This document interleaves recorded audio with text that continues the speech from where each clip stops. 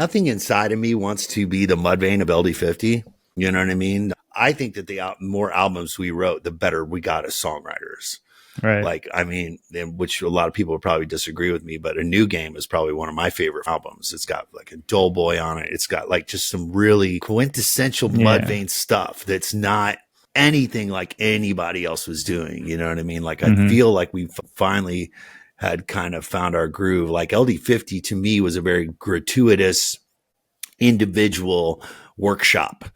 And we put them all 4 pieces together and called it an album, you know, which is everybody's.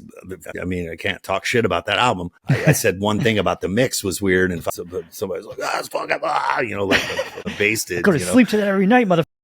Yeah, dude. It's like, I'm just saying, like, it's like a slightly different mix on it. I mean, that's cool that you love what you heard, and it's the first thing you ever heard from Mudvayne. So people are always going to be closest to that. Same with Slipknot and the self-titled, their first album. It's like, they've written a lot of great shit. You know what I mean? It's always going to be that. Pantera, you know, you go back to really though, with Pantera, I go to Vulgar.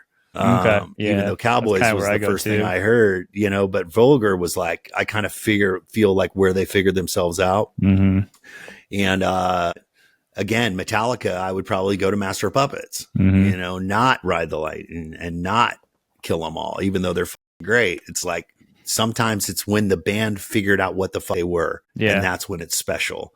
And I feel like Slayer is Rain and Blood. You know what I mean? So it's just like, for me, you know, End of All Things to Come, you know, Lost and Found was definitely there. Like Lost and Found was our biggest album, hands down. But New Game, man, I love the songwriting on that, because it's just kind of creepy and weird and different.